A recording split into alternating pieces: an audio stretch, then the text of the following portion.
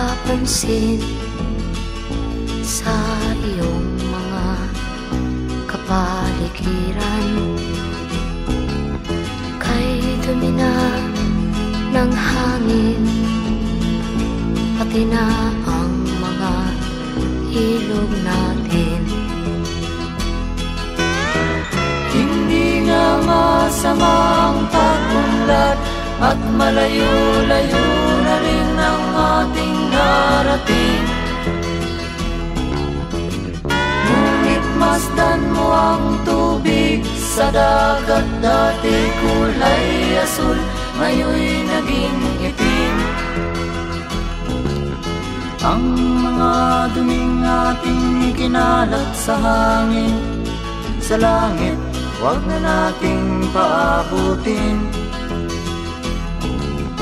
Upang kung tayo'y pumanaw man sa riwang hangin, sa langit natin matitikman.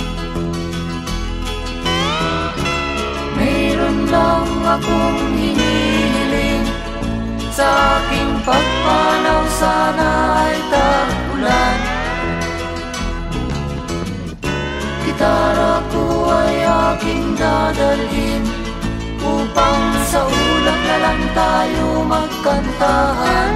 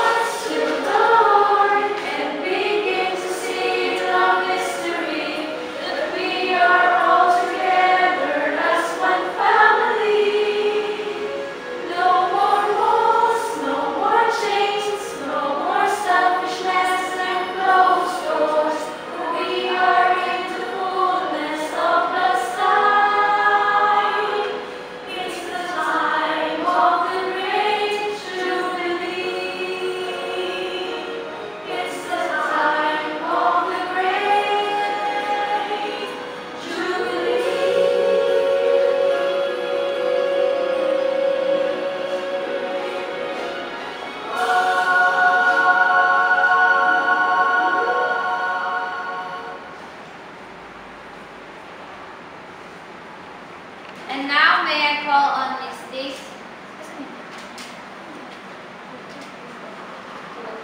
And now may I call on Miss Daisy Toribio to lead the national anthem.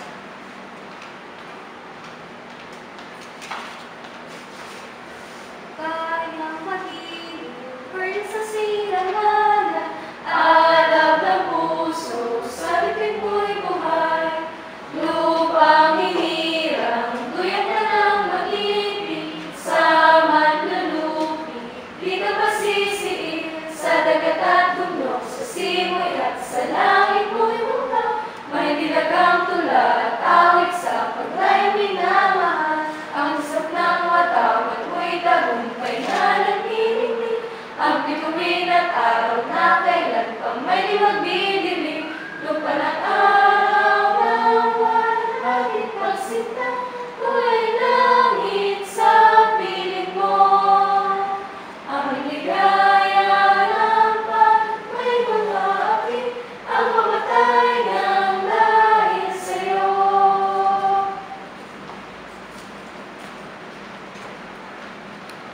And now, to give us a heartwarming song, may I call on the members of the group to perform an intermission number. Let's give them a round of applause.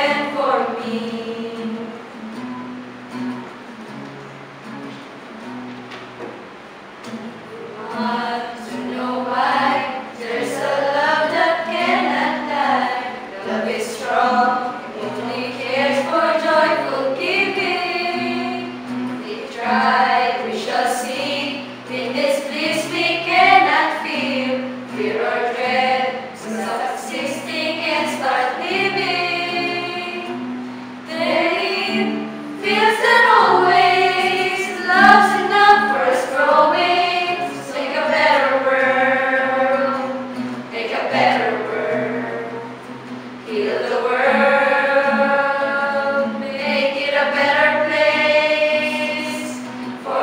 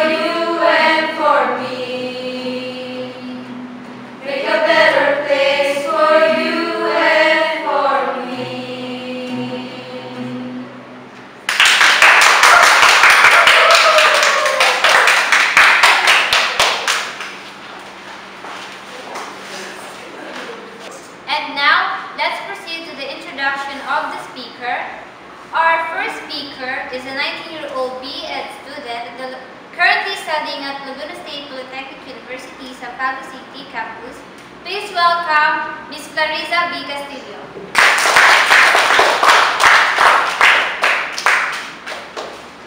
So, thank you, Ella, for that wonderful introduction. So, I'm Maria Clarissa B. Castillo. Good morning, participants. Good morning.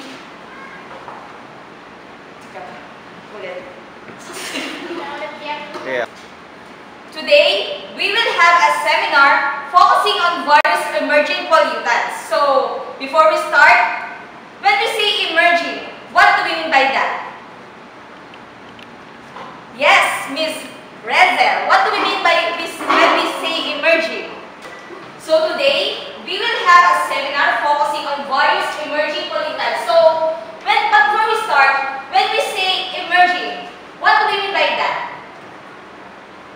Yes, Ms. Rezel, what do we mean by emerging? When we say emerging, based from your own understanding, what is emerging? Emerging means it's something new to arise, occur, or to develop.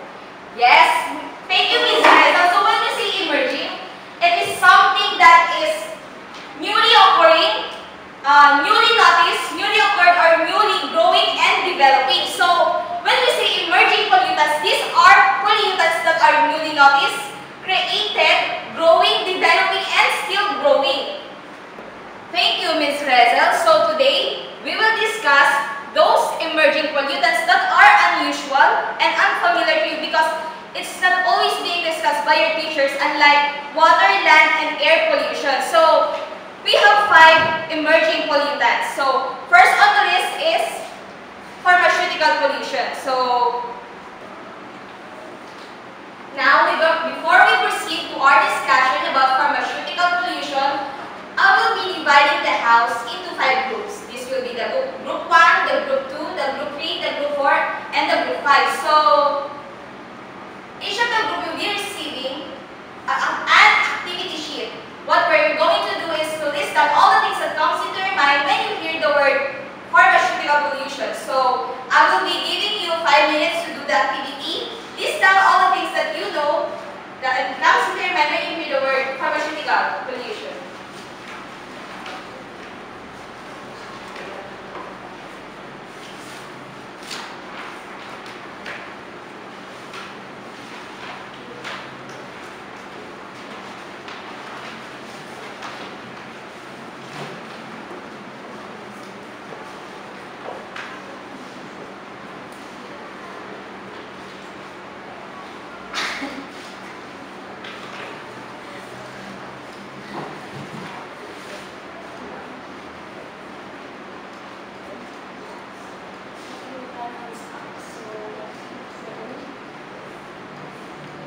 Okay, your time is up. So later we will check your work. But for the meantime, let us first watch this short video about pharmaceutical pollution. You may have read in the press about medicines like antibiotics and the pill being found in rivers and lakes. And even in drinking water. Maybe you've been told you don't need to go to the pharmacy anymore. Why, there's a pharmaceutical cocktail coming right out of your tap. You may have even heard the rumor that pharmaceuticals in drinking water are making men less manly than they used to be. So what of all this is true? Pharmaceuticals have indeed been detected in the environment and in drinking water. However, the stories about medicines in tap water affecting people's health are baseless and far from the facts. But what are the facts? Detection methods have improved enormously, and we can now measure substances at levels up to 1,000 times lower than we could only 15 years ago. And yes, these improvements have shown that drinking water sometimes contains very low concentrations of pharmaceuticals. So, how though? Well, if you wanted to consume the 400 milligrams of a typical ibuprofen pill, you would have to drink around 200 million litres of tap water, which makes about 40 Olympic-sized swimming pools. There still are knowledge gaps on this topic, but in 2012, the World Health Organization concluded that at current levels, appreciable adverse impacts on human health are very unlikely. So, as far as drugs are concerned, your drinking water is safe. However, there are risks related to pharmaceuticals in water for animals in rivers and lakes. For instance, female hormones in the pill contribute to fertilization of male and adult fish, and low concentrations of an anti-anxiety drug have affected the behavior of carp, making them less social and eat faster, which makes them more vulnerable to predators. The unpredictability of these effects was shown in Asia. Vultures ate corpses of cows treated with diclofenac and died as a result. Populations fell by over 90%. So clearly, it's a good idea to reduce the input of pharmaceuticals into the environment. But how do human drugs get into the environment in the first place? When you apply medication on your skin, part of it will always wash off. And when you take drugs, some is absorbed or changed by your body, while some is excreted unchanged. It all ends up in the wastewater treatment plant. There are around 3,000 pharmaceutical compounds on the market, and treatment plants deal well with some and not so well with others. So some drugs always make it into the rivers, and some remain in the treatment sludge, which is often used as fertilizer in agriculture. And what is being done about this? Research is closing knowledge gaps such as the long-term impacts of low drug concentrations, and the European Union has started to regulate the issue. But you can also help by doing 3 simple things. First, never dispose of unused medications in the toilet. Second, ask your pharmacist how to dispose of unused or expired medications. In many countries, they're collected from the pharmacist and burned at high temperatures. And third, you should avoid exaggerated self-medication. Better just take the medicines the doctor tells you to. Remember, pharmaceuticals leave our bodies and may have a larger impact on the world around us than we know.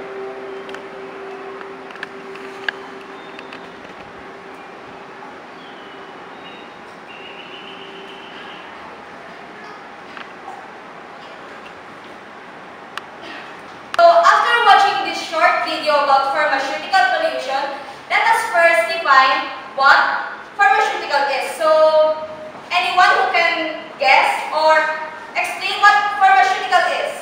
Yes, Miss Grace.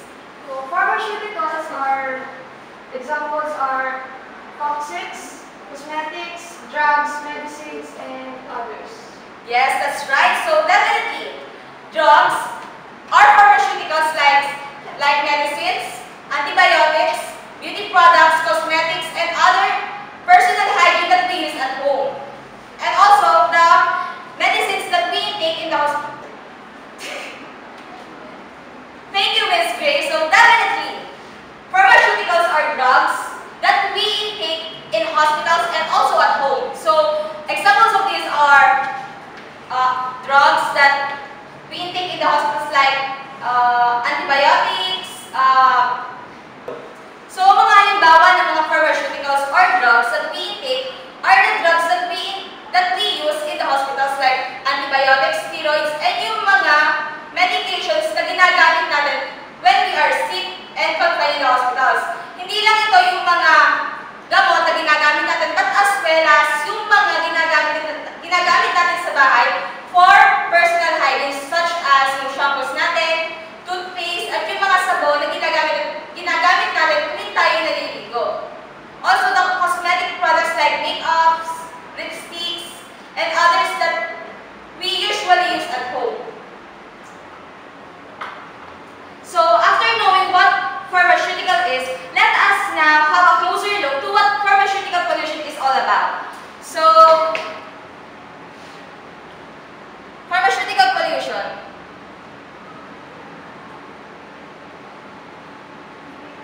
As I have mentioned earlier, pharmaceutical are products used by individuals for personal health or cosmetic reasons. Examples of this, like I mentioned earlier, are shampoos, nail polishes. Pharmaceutical can also be defined as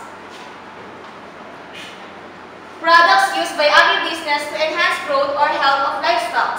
So examples of this are insecticides and pesticides. So let us now define what is pharmaceutical pollution. Anyone who can read? Yes, Beverly. Pharmaceutical pollution is pollution of the environment with pharmaceuticals and their metabolites, reaching the marine environment including groundwater, rivers, lakes, and oceans. Thank you, Ms. Bev. So, pharmaceutical pollution is the pollution of the marine environment through the use of drugs. So, it includes the different marine environments such as groundwater, rivers, lakes, and oceans. So, next is, also it is mainly a form of water pollution.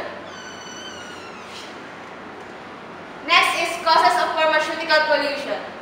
So, anyone who can share their ideas about, based on the video that you have watched earlier, what are the causes of pharmaceutical pollution? Yes, Jenny Maya, give some cause of pharmaceutical pollution.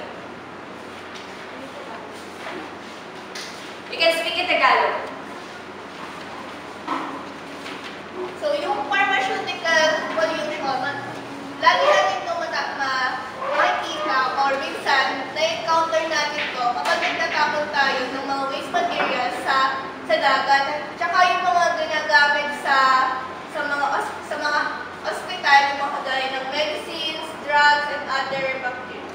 Yes, definitely. So, one of the causes of pharmaceutical pollution is the improper waste disposal of drugs or medicines, including antibiotics, nutraceuticals, steroids, and personal care products. Next is excretion from patients under treatment. Others are bathing, agricultural runoff, such as fertilizers, pesticides, and insecticides. And also veterinary. Definitely. So, one of the causes of pharmaceutical pollution is improper drug disposal, including antibiotics, nutraceuticals. Definitely, one of the causes of pharmaceutical pollution is the improper drug disposal, such as including antibiotics, nutraceuticals, steroids, and personal care products. Also, excretion from patients under treatment. Other includes bathing, agricultural runoff, such as fertilizers, pesticides, and insecticides. Also, veterinary uses such as medicines and additives. So,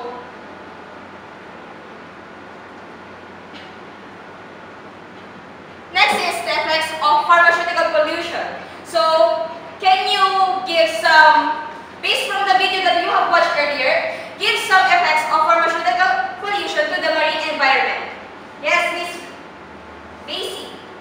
What are the effects of? So, next is the effects of pharmaceutical pollution. So, Miss Daisy, can you give some effects of pharmaceutical pollution in the marine environment based from the video that you have watched earlier?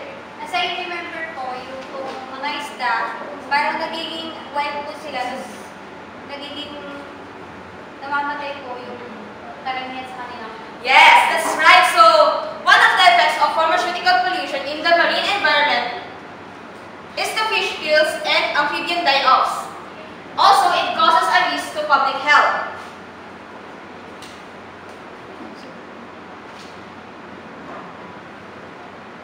So, how can we prevent this pharmaceutical pollution? Who can share their insights? Yes, Miss Bev.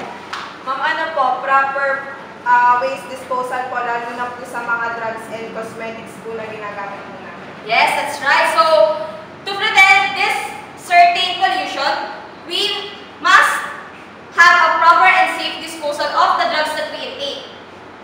Others, yes, Miss Grace, how can we prevent it? Minimization and reduction. Yes. Others, yes, Miss Jenny Maya. Reuse and recycling materials. Yes, that's right. So, we can prevent pharmaceutical pollution through three things. First, proper and safe disposal. Second, minimization and reduction of the drugs that we intake. And third, reuse and recycling. So, paano natin magagawa itong mga to? Kung meron tayong mga drugs o mga medicines na nasa bahay na hindi naman natin masyadong kailangan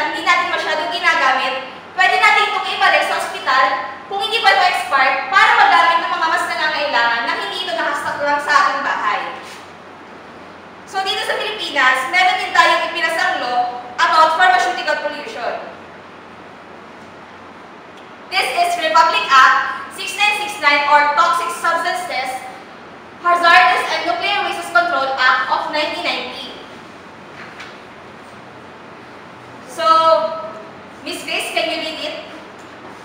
The law aims to regulate, restrict, or prohibit the importation, manufacture, processing, sale, distribution, use, and disposal of chemical substances and mixtures that present unreasonable risk to human health. It likewise prohibits the entry, even in transit, of hazardous and nuclear waste and their disposal into the Philippine territorial limits for whatever purpose, and to provide advancement and facilitate research and studies on toxic chemicals. So, ano nga ba yung So, ano nga ba yung, now, to check your understanding about pharmaceutical pollution, you may now go or proceed to your station. Group 1, please proceed to station 1 to do the desired activity to be done in 5 minutes. Good morning, Group 1. I'm Jenny Maya. I will act as your facilitator in this station. I will guide you to accomplish the task. You were asked to conduct an experiment to answer the following questions given below. And you need to follow the steps to accomplish that task. But after that, you need to discuss how you came up with that conclusion. Good luck and beware of being poisoned. Assuming that this dye is the chemicals being thrown in our environment, and this 10 cups of water with same amount are the different bodies of water. First step, drop all the food coloring in the first cup. Pour half amount of water from the first cup to the second cup and then add some water on it.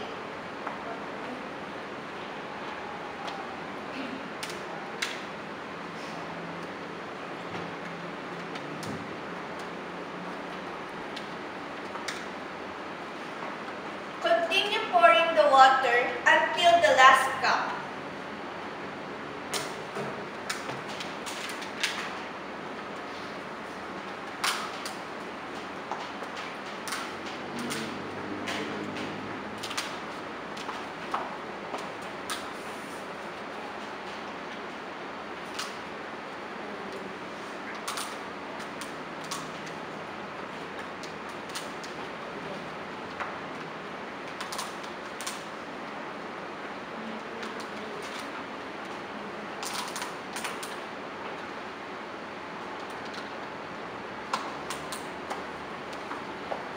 Based sa inyong experiments na ginawa, ano sa tingin nyo ang naging pagbabago?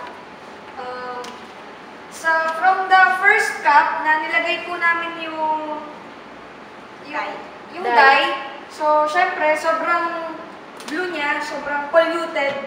And then, nung sa second step, nilagyan din namin siya, tapos nilagyan ulit ng from clear water ulit, tapos hanggang sa dumating siya sa dulo, naging clear water yung... Pero hindi natin masasabi na porket ito'y clear water yung kinalabasan, hindi natin masasabi na ito'y safe para inumin. Kasi as we go, meron pa din siyang chemical na nakakontain dito, pero hindi natin makikita. Tama. Paano nyo may kukumpara ang mga water na ito sa real life or bodies of water? As the time goes by, dun sa mga ginagamit natin na pharmaceutical na medicines, cosmetics, hindi natin masasabi na pag tinapon natin siya doon na, kunyari ngayon tinapon natin, hindi natin masasabi na bukas malinis na uli yung bodies of water. Tama.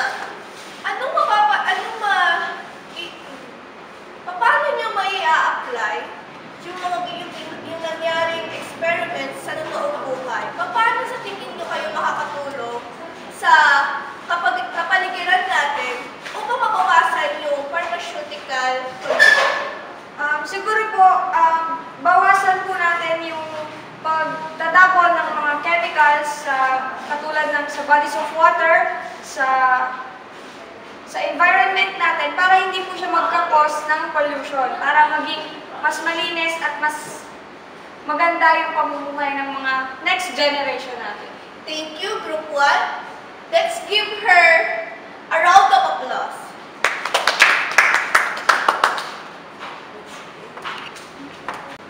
A short video. Before we proceed in discussing the next emerging pollutant, let us first watch this short video.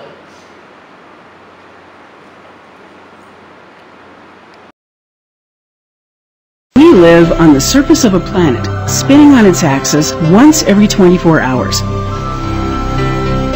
Its rhythms of day and night are embedded in the biological makeup of all life.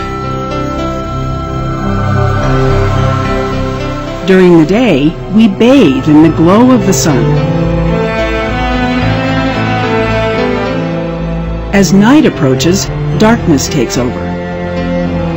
It's a time to rest, to rejuvenate, to marvel at the beauty of the night.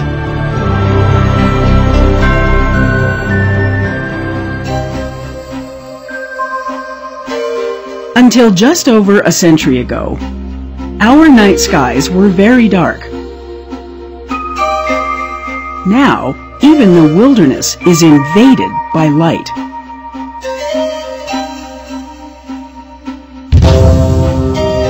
Our cities glow at night.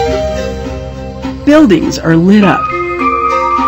Unshielded lights blind us as we travel along our streets and roads. All these artificial lights overpower the darkness. The waste of energy is obvious, even from space. Much of that yellow glare the astronauts see comes from streetlights. They produce most of the light pollution on the planet. The glare is scattered by the atmosphere, creating sky glows over the landscape. We are losing the dark of night at the speed of light. Light pollution threatens the health of every living thing on Earth. Lights at night disrupt plant growth. Unshielded lights contribute to the deaths of countless land and sea animals each year. Migrating birds crash into illuminated buildings. Newly hatched sea turtles mistake the glow of electric lights for the shimmer of the ocean's surface.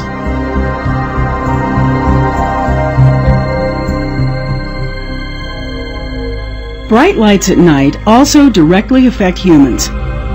Drivers and pedestrians temporarily blinded by poorly designed lights have suffered tragic accidents.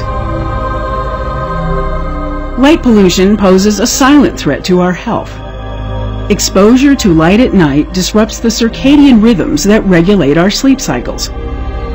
People working at night under bright lights or living in light-polluted cities face a higher risk of developing diseases such as breast and prostate cancer.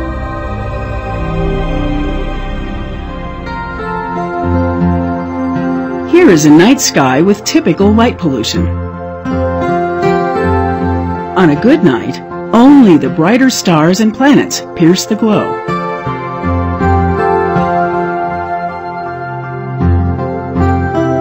This is what the night sky might look like if we could remove the light pollution.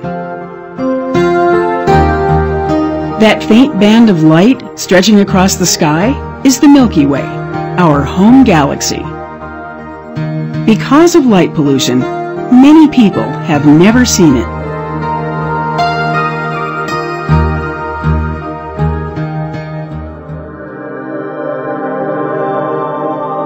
Astronomers know all too well the problems caused by lighting up the night. They need clear, dark skies to study the many fascinating objects in the universe. Light pollution simply washes out their view of the cosmos. Lighting up the night sky wastes money and fossil fuels. To keep a 100-watt light bulb turned on every night for a year takes the equivalent energy output from burning half a ton of coal. Multiplied by the billions of lights blazing up from Earth, the cost of energy we use to light up the night is colossal. We can replace light fixtures that send light up to the sky with ones that direct light down, exactly where we want it. We can also illuminate only the places that need it. And of course, we can just turn off unnecessary lights. So what are the causes of light pollution? Yes, Miss Jenny Maya, what do you think are the causes of light pollution? Inefficient using of artificial light.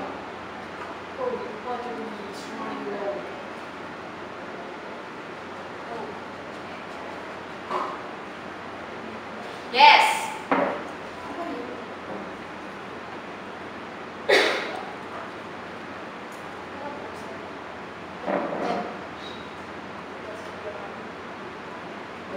Sige, tuloy. So the causes of light pollution is inefficient, unappealing, and unnecessary use of artificial light. Next is the effects of light pollution. Who can read? Yes, Miss Rezel. What are the effects of light pollution? Disrupting ecosystem, adverse health effect, and energy waste. Yes. So the effects of light pollution are disrupting ecosystem, adverse health effects, and energy wastage. Now, how can we prevent light pollution? Anyone who can share their ideas on how can we prevent light pollution? Yes, Miss Beth, how can we prevent light pollution? Ma'am, by shielding lights properly po, tapos by using energy-efficient bulbs, and by only using light when and where it is needed po. Yes, definitely. So, we can prevent light pollution by shielding lights properly, by only using light when and where it is needed, and by using energy-efficient bulbs.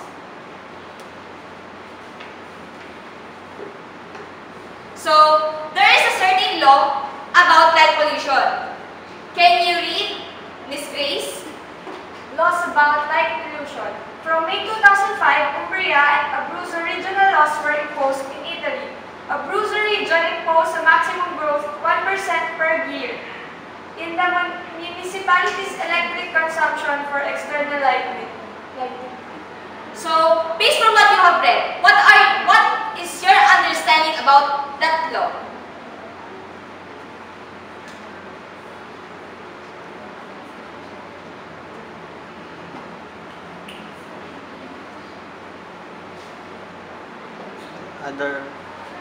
Other ideas? Yes, Miss Jenny Maya. What is your understanding about this law? Pinapakita dito sa law na ito na kailangan natin magtipid sa paggamit ng lights para maiwasan natin yung light. Yes, that's right. So, it seems that you really understand. Next, we're going to discuss light pollution. So, let us first define what is light. So, Miss Joy, how can you define light? Light refers to the visible light. Yes, definitely. Light refers to visible light. Other definitions are, it is an electromagnetic radiation responsible for the sense of sight. Also, it is a form of energy and it travels in waves. So, what is light pollution? Anyone? Yes, Miss Kyra. What is light pollution? It is the alteration of light levels in the outdoor environment due to man-made sources of light. Yes, so light pollution, ang focus na nito is yung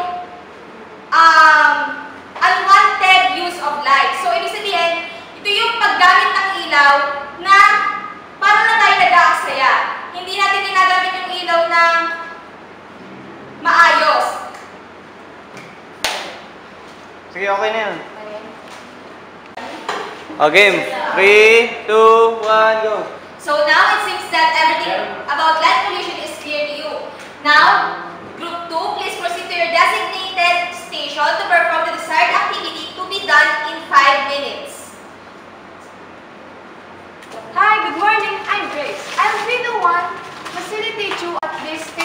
I'll be the one to guide you of what are you going to do at this station. So, can you see this picture? Yes. Do you know the game 4 Picks 1 Word? Yes. So, can you guess what kind of pollution is this? So, the letters are here in the envelope. So, please get it and fill it here in the box.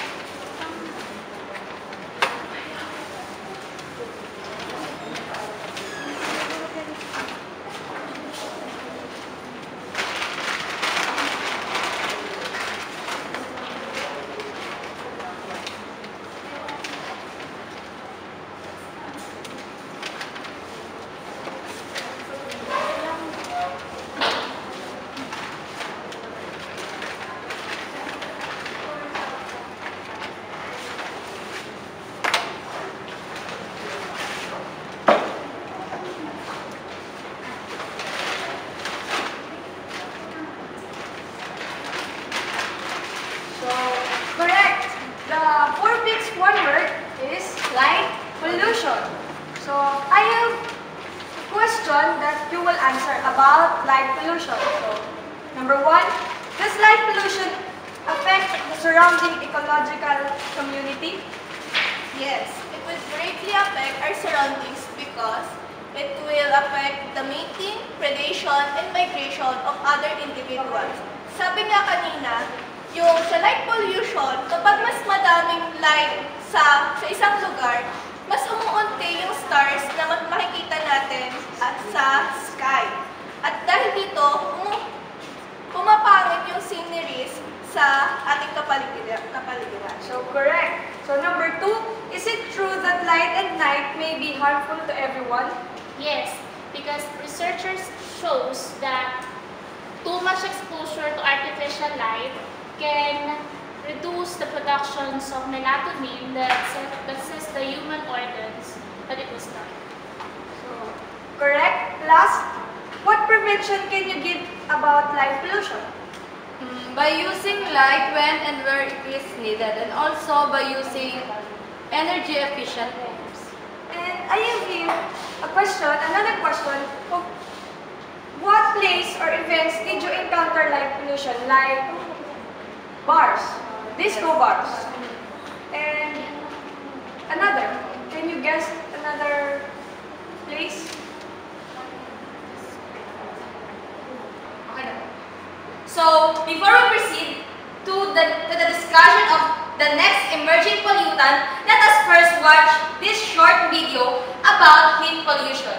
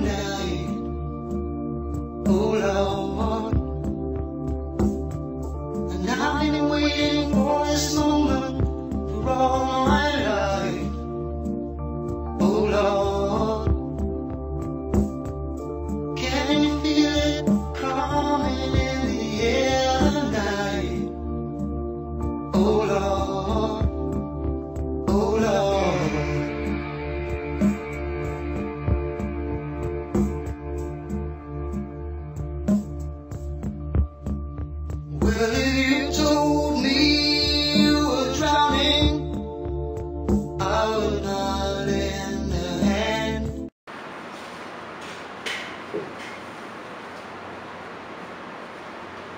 So now, we will start discussing about heat pollution. So let us first define what is heat. Heat is an energy in transit from a high temperature object to a lower temperature object. So now let us define what heat pollution is. Everybody who can read? Yes, Miss Kyra. Heat pollution is the sudden increase or decrease in temperature of a natural body of water by human influence. Yes, that's right. So next is the causes of heat pollution. What do you think are the causes of heat pollution? Yes, Miss Grace. What are the causes of heat pollution? Water as cooling agent in power, manufacturing and industrial plants, soil erosion, deforestation, runoff from paved surfaces. Yes, definitely. So the causes of heat pollution are water as cooling agent in power, manufacturing and industrial plants. Second is soil erosion. Third is deforestation. Fourth is runoff from paved surfaces. And lastly, the natural causes such as volcanic activities. So next is the effects of heat pollution. So anybody in the class who can share their ideas about the effects of heat pollution? Yes, Miss Rezel. What are the effects of heat pollution based from your own understanding? Ecological impact. Others? Yes, Miss Deb. Increase in toxins po, loss of biodiversity, ecological impact, affects reproductive systems, increases metabolic rate and migration. Yes, definitely. So the effects of heat pollution are decrease in DO or dissolved oxygen levels, increase in toxins, loss of biodiversity, ecological impact, affects reproductive systems, increases metabolic rate and migration. So next is the prevention. So how can you prevent heat pollution? So anyone in the class? Yes, Miss Kyra. How can you prevent heat pollution? Use of cooling towers, use less electricity, and reduce temperature and volume of discharge. Yes, that's right. So we can prevent heat pollution by using cooling towers and using less electricity and others. So next is the law about heat pollution. So anybody in the class who can read this article? Yes, Miss Daisy. Section 316 of the CWA requires the EPA to ensure that the location, design, construction, and capacity of cooling water intake structures reflect the technology available PDA from minimizing adverse environmental impacts, including thermal pollution. So now, based from your own understanding, what can you say about that law? Yes. You can speak in Tagalog if you want. Sinasabi po dito na kailangan daw po yung capacity ng cooling water na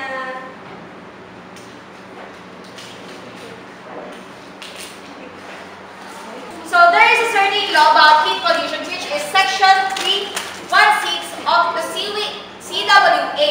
So ano nga ba sinasabi dito sa law na ito? So ang sinasabi dito is makapag-provide tayo ng maraming cooling towers para ma-prevent yung pag-turn out ng normal temperature of water into a more higher temperature which causes heat pollution. So that's all for heat pollution.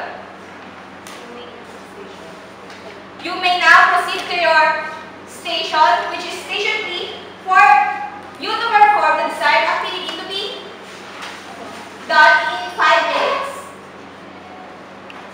okay, yung first step, sisindihan niyo yung kadila.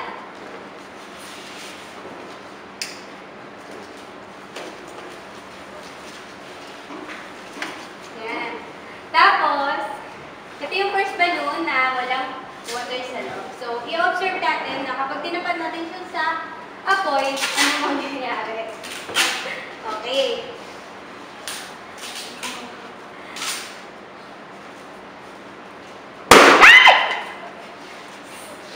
Ayan, tapos, second step, yung isang lobo naman, nagkakunti ng water sa loob.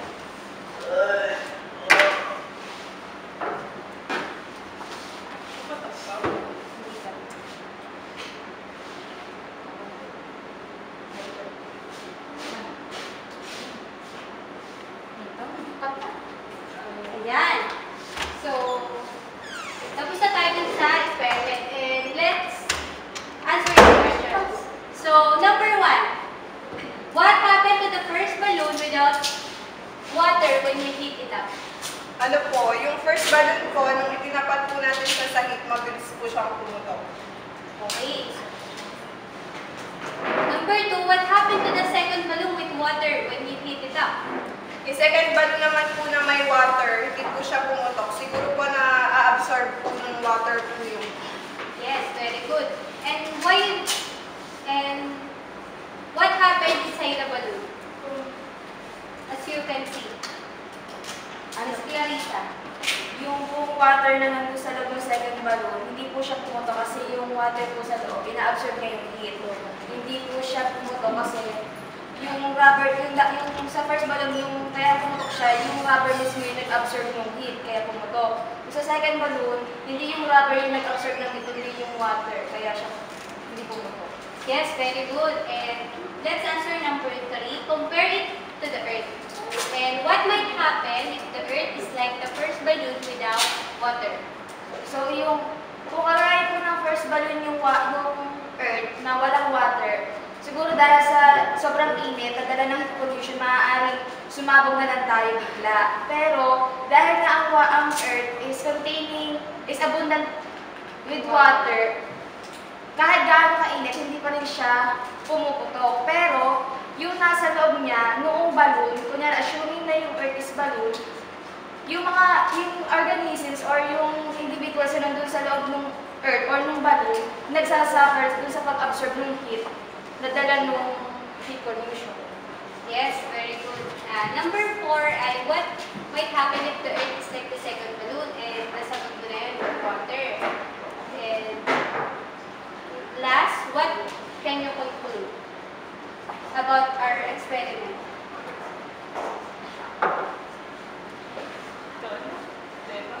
Ano po, siguro dapat ingatan natin yung water sa paligid natin. Tapos dapat po hindi po tayo dumagdag sa mga causes ng heat pollution. Kasi po, kapag naging kagaya na tayo ng balloon na walang water, may possibility na masira or pumutok yung Earth kagaya po yung balloon na walang water. Okay, very good. So, thank you for attending my station and you may proceed to the next station. Thank you. Thank you, Ms. Clarissa, for that very informative discussion. I hope you learned a lot from her about the emerging pollutants. And now for our second speaker. He is a 19-year-old B.Ed student currently studying at LSPU. Please welcome Ms. Beverly O. Lopez.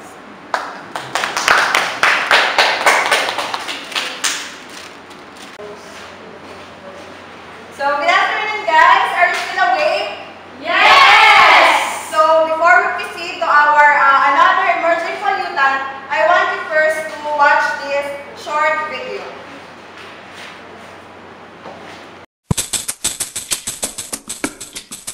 Southeastern Data, recycling for a brighter future.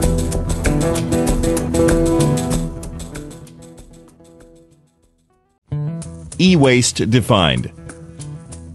E-waste, electronic waste, is most easily defined as discarded electronic equipment such as computers, televisions, stereo systems, electrical components, and mobile phones. These electronic devices have outlived their usable life cycle and can no longer be used for their original intended purpose. However, they can be reused or recycled into a new product for future use.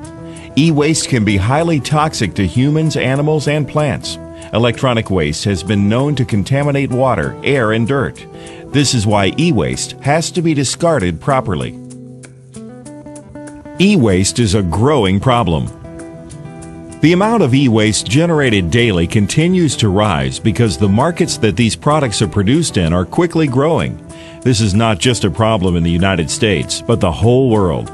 From 2000 to 2005, communist-ruled China alone showed 22% growth in their usage of information communication technology, ICT.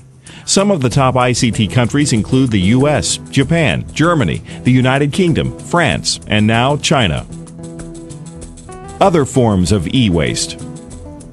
Computers are often thought of as the main contributors to e-waste, but they are only a portion of all of the e-waste that is being generated.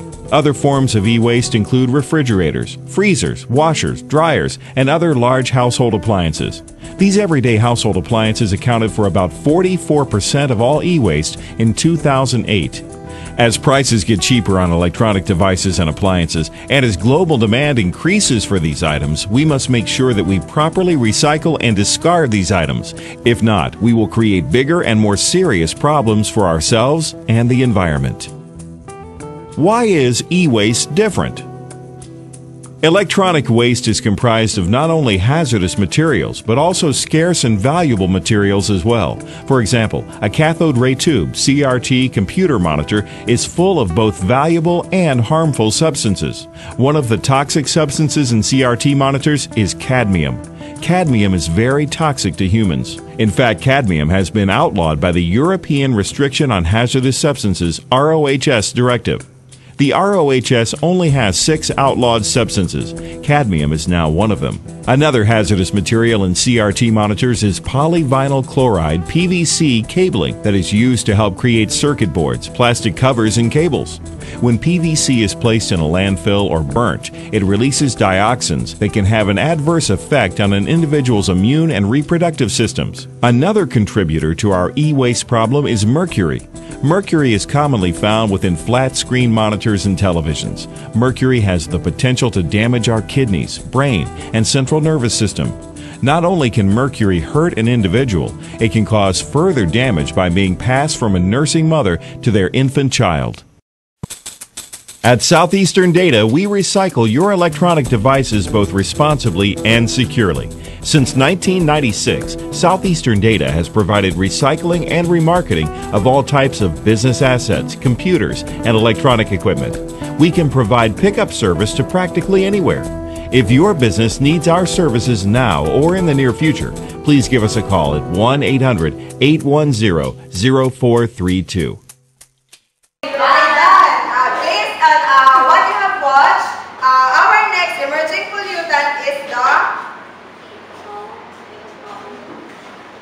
The electronic pollution, or also known as the e-waste. So, sa tingin nyo, saan galing yung mga e-waste materials sa paligid natin? Yes, Maya? Galing po yung mga e-waste materials sa mga sirang electronic gadgets and appliances. Okay, very good. Another, yes, Daisy? Specifically po ay mga computers na at MPP sa bahay na sira na. Okay, very good. So, sabi dito, ang e-waste daw ay any discarded electrical or electronic devices. So, itong mga e-waste na to, dapat sila yung mga gamit na materials na dapat ay nire-reuse or nire-recycle. Hindi yung kagaya ng cellphones, ng computers, diba, non-biodegradable materials sila. So, hindi sila na-decompose. Imbes na maging kagaya ng mga biodegradable materials na pwedeng mag-serve as fertilizer sa mga halaman, meron silang iba't ibang epekto sa ating paligid. So, unlike other pollutions, ang e-waste pollution is kabilang sa emerging pollutant because hindi siya, unlike any other pollutions, hindi natin siya gaano napapansin, hindi natin siya nakikita at hindi natin sila naaamoy. So, ayun nga, kagaya yung sinabi kanina, ang sources ng e-waste ay computers and electronic equipments, IT and telecom equipments, medical devices, circuits, mobile phones, large households, appliances. So, ito, mga examples. So, sabi din sa pag-aaral, the total e-waste discarded around the world is 50 million tons per year. So, ang 1 ton is equal sa ganyan kadaming basura. So, equal pa siya sa, times pa natin siya sa 50 million kada taon. So, imagine kung gaano karami yung napoproduce na e-waste kada taon. So, sabi din, mayroong 4 na hazardous toxins na kinakontain ang mga e-waste. So, ano nga yung 4 na yun? Yes, Grace? First, mercury, lead, beryllium, and antimony. So, mercury, lead, beryllium, and antimony. So, unahin muna natin yung mercury. So, sabi, ang mga sources daw ng mercury ay mga circuit boards, switches, lamps, mobile phones, and batteries. So, ang posibleng effect daw nito sa ating body is the cell damage. So, ayan yung mga common na materials na nakikita natin sa bahay or sa labas ng bahay natin na kabilang pala sa e-waste. So, next ay ang lead. So, nakukuha naman ang lead sa cathode ray tubes at saka sa mga circuit boards. So, di ba yung mga circuit boards na natagpuan sa different appliances na meron tayo sa bahay? So, pwede niya daw madamage ang ating central nervous system at pwede rin siyang mag-cause ng different change in our behaviors. So, sabi rin sa nabasa ko, ang example ng change in behavior ay yung minsan yung mood swings, yung mabilis na pagbabago ng ugali ng isang tao or ng behavior ng isang tao. Tapos, pwede rin siyang maging cause ng cancer. Tapos, ang next ay yung beryllium. So, yung beryllium naman, maaano natin siya or makukuha siya sa air. Halimbawa, yung mga sinunog na different electronic materials. So, yung pollution na nagmula sa air ay ayan, yun yung posibleng maging epekto nun sa ating mga tao. Yan, diba, kadiri? Sunod ay ang antimony, last. So, sabi, ang sources nito ay metal processing works, mines, and industrial facilities, burning coal. So, ang epekto naman ng antimony is yung mga different diseases na connected sa internal parts of our body. Tapos, e-waste management. So, dito sa e-waste management, ito yung 4 na maaari nating magawa upang makatulong tayo paano ma-lessen yung e-waste sa ating paligid. So, una, inventory management, production process, modification, volume reduction, recovery, and reuse. So, sabi din sa nabasa ko, kapag sinabi natin inventory management, so dapat hindi tayo kagaya ng mga malalaking businesses. So, dapat yung pag-produce sila ng mga computers, ng mga cellphones, ng mga refrigerators, dapat limited lang, hindi yung... Kasi nga, dapat consider din nila yung possible effects ng mga napoproduce na gadgets or materials sa hinaharap. Tapos, ayun nga, volume reduction, dapat nga bawas-bawas. Tapos, production process modification, ayun naman yung parang i-change nila yung features ng isang bagay. Halimbawa, yung cellphone na masyadong mataas yung electronic radiation na nakukuha natin sa cellphone. So, din sa mga malaking businesses, pwede nilang i-lessen yun or mag-invent sila ng ibang cellphone na mababa lang yung electronic radiation. So, ano bang magagawa natin? So, sabi dito, yes, Vera, number 1. Keep your old electronics instead of replacing them. Yes, number 2, Clarissa. If discarding old electronics, be sure to recycle them at trusted recycling center. Yes, number 3, Joy. Purchase efficient electronics that do not contain hazardous components such as lead and mercury. Yes, number 4, Kaira.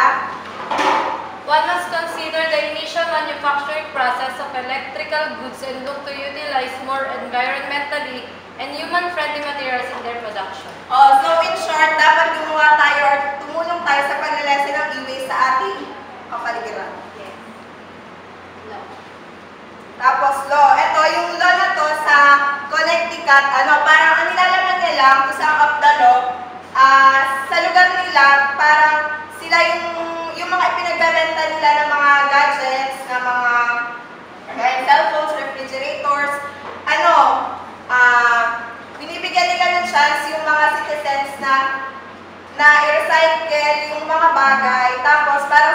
nagpopondo sa pagpaparecycle ng mga bagay na yun.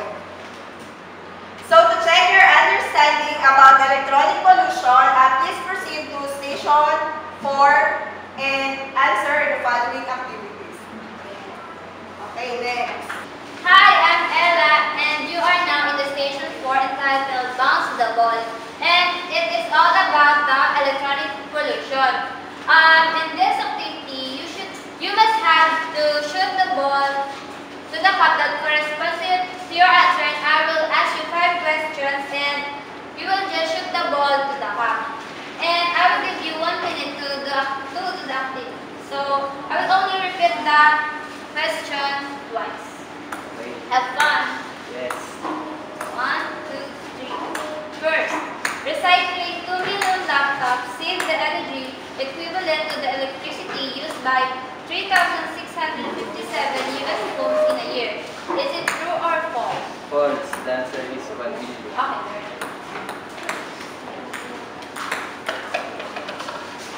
Very good. Number 2. Only 12.5% of e-waste is currently recycled. True. The answer is true. Very good. Number 3. Mercury is one of the toxins in e-waste. True. Number 3. Yes. Very good. Number 4. Water pollution is still the fastest growing municipal waste stream in America, according to the EPA. False. The answer is e-waste. Very good. Keep on trying.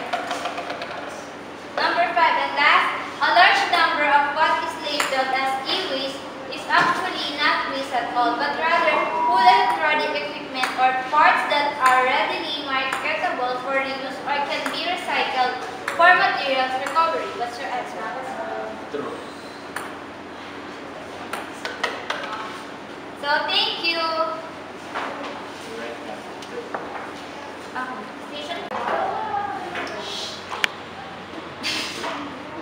So for our last emerging pollutant, the last one to complete them is the littering. So what do you mean by littering? What do you think? Yes, Daisy? Littering, depositing in any manner litter on any public or private property or in any public or private waters without permission to do so. Okay, very good. So, ang littering nga daw is yung pagtatapon natin sa mga lugar, public man or private siya na walang pahintulot ng may-ari.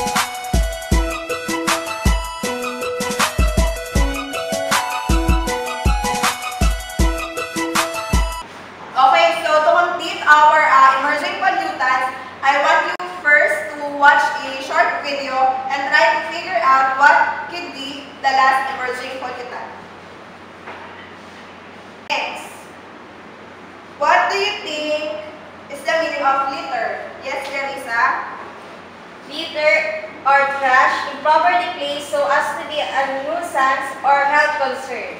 Okay, very good. So litter ay nga yung mga kalat na kinakalat natin sa mga lugar na hindi naman natin pag-aari or walang pahintulot mula din sa mga may-ari. Yan. Yes. Yan, mga kalat.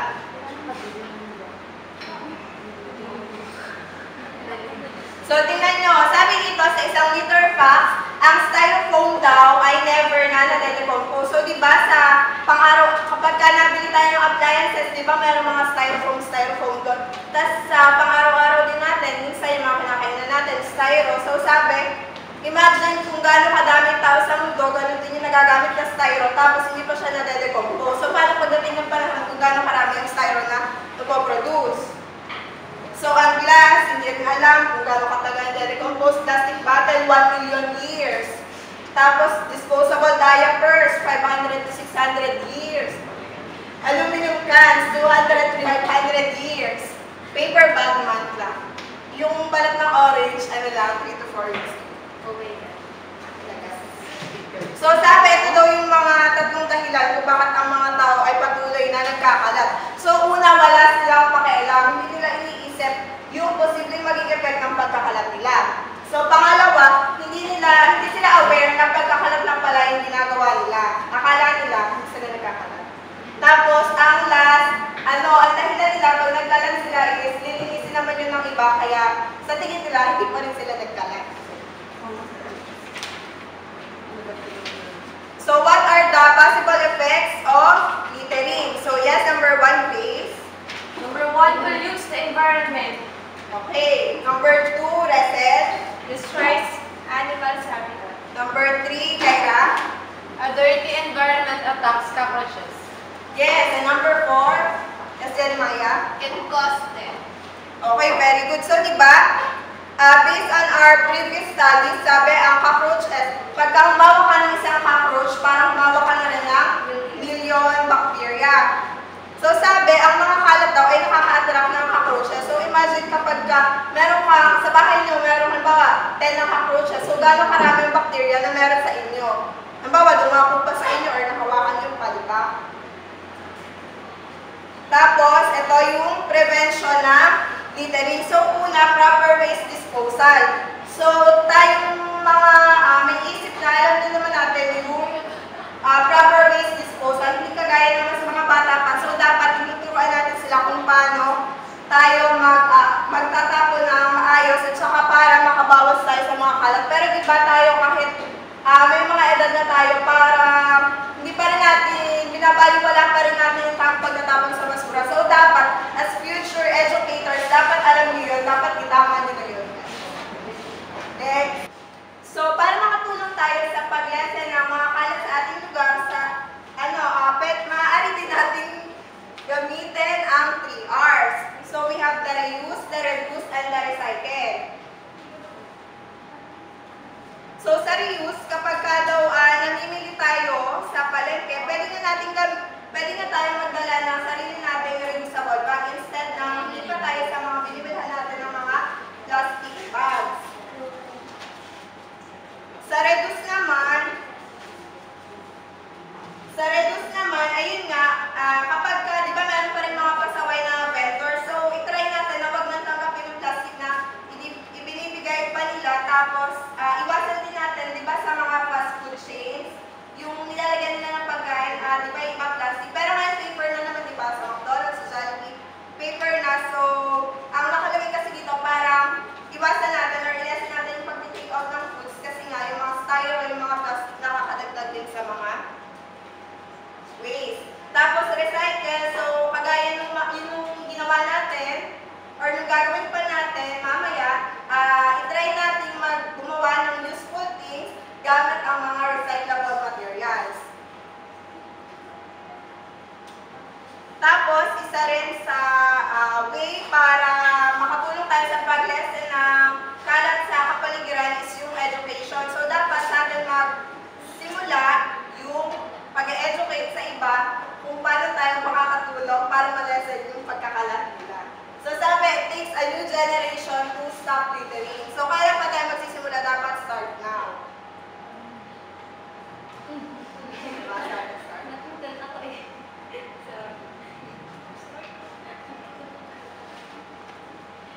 plant right napkin. Tapos yung law naman dito sa about sa littering, ang nilalaman niya is kapag napapalitaan niyo ba yung mga law na or napapansin niyo ba yung mga law na oo, yung sa palengke, yung tapat mo, linis mo, or kahit sa mga bahay. So, ipinatupad nila yon para maiwasan na para malesen yung pagkakalat ng mga basura sa ating kapaligiran. So, pagka ng tapat mo, linis mo, tapos lahat kayo ginawa yun. So, malaking tulong yan para mabawasan yung kalat sa ating kapaligiran. So, ayan, yung mga possible na ibigay nilang parusa sa mga taong lalabag sa kanilang salon ngayon. So, that's all for today. Sana ay marami kayo natutunan sa seminar na ito. At before we end up, you can now proceed to Station 5 to check your understanding on littering. So, thank you guys.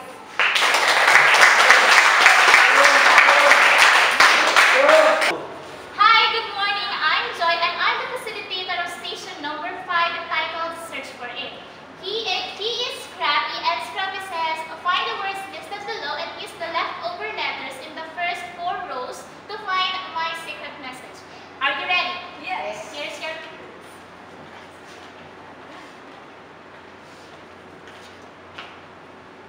The first word is toxic.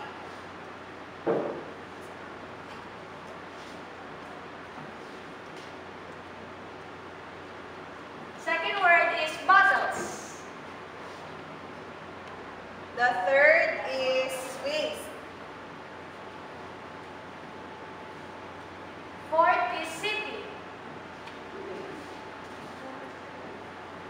Next is tin. Next, glass.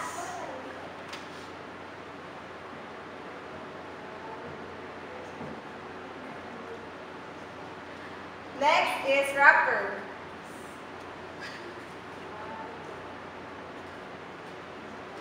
Cardboard.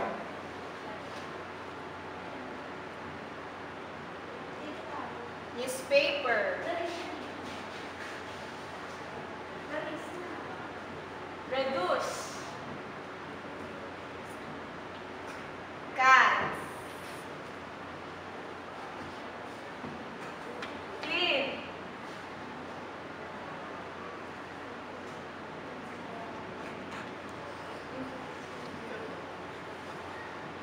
Help me, Grace. Reuse.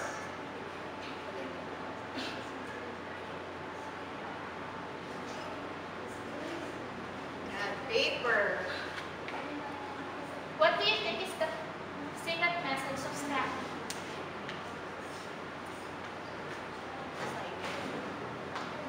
First 4 rows.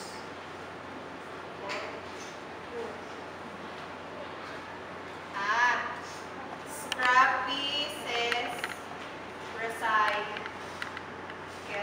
Recycling. First 4 rows.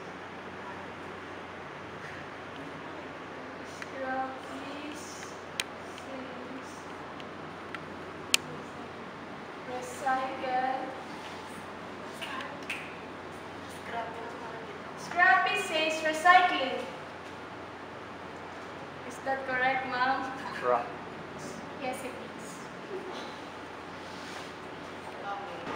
What do you think is the secret message? Scrappy says recycling rocks. Very good. Thank you. Okay, based on the discussion that we have, I will give you these recyclable materials and I want you to make something useful out of this waste, okay?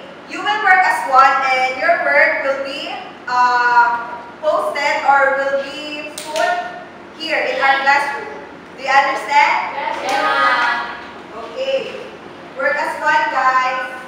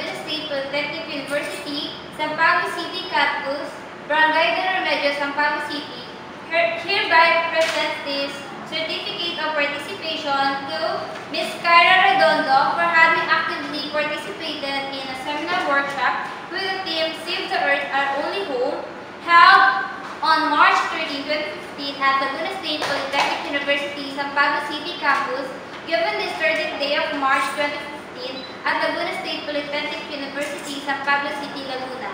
Signed by Science Professor Elisa N. Chua, PhD.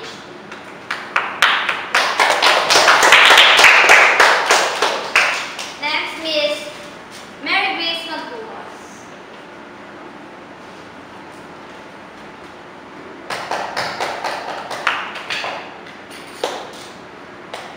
Miss Jenny Maya Gato.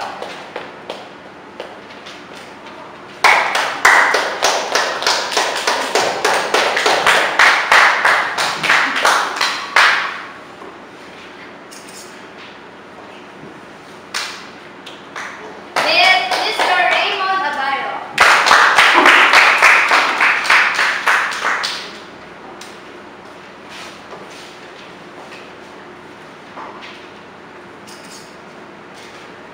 Miss Daisy Toribio.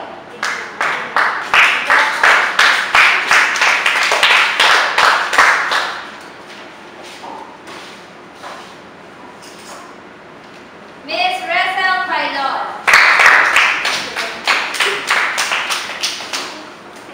Graduation.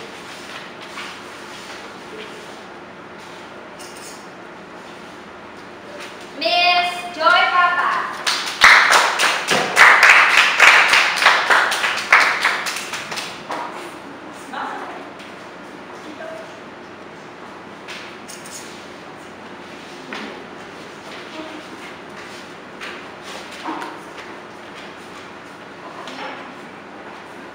So that's all. Thank you.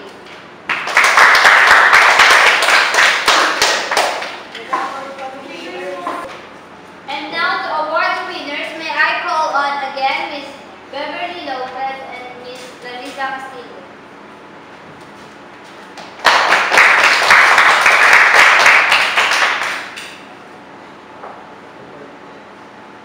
And the third place goes to Group 1, which is spearheaded by Ms. Karen Redondo. Congratulations.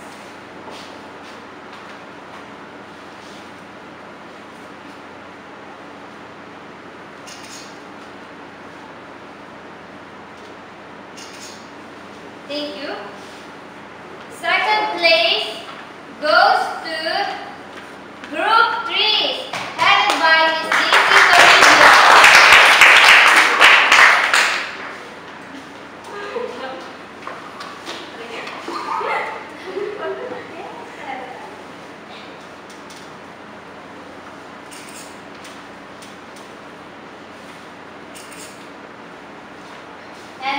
And now, who do you think is our first place?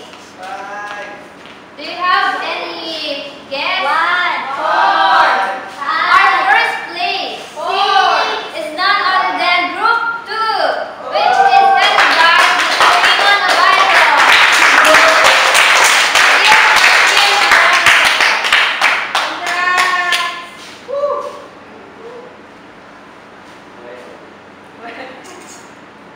Congratulations. So all the winners, please go in front for the picture taking.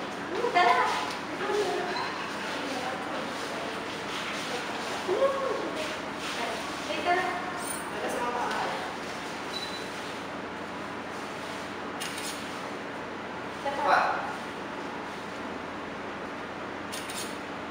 Thank you and congratulations.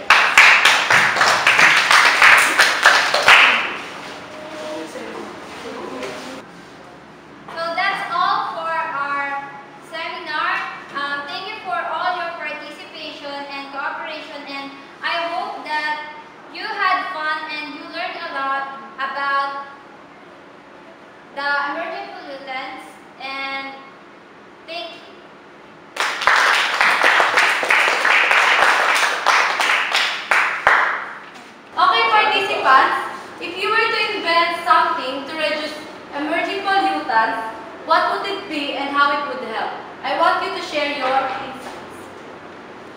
Yes, Raymond. So, kung makaka-invento ako ng garbage can na nagre-recycle ng pusa. Siyempre, pagkatapon natin doon sa garbage can, halimbawa plastic, may nadidispose yun ng recycle. Halimbawa, pwedeng plastic bag na siya ulit. Very good. Next.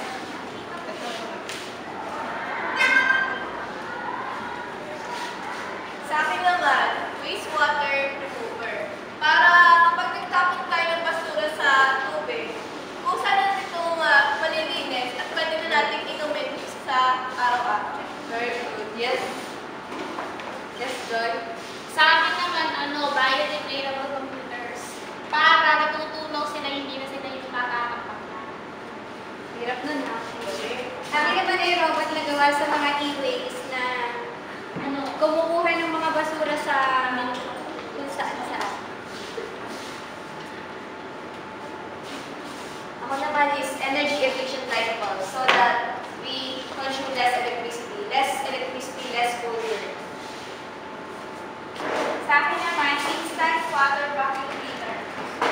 Siyempre, kailangan natin linisin yung mga polluted na water. Ako naman is air filter. Para kung saan ang ma-filter yung mga chemicals na nakakasama sa air. Okay, very good insights, participants. Thank you.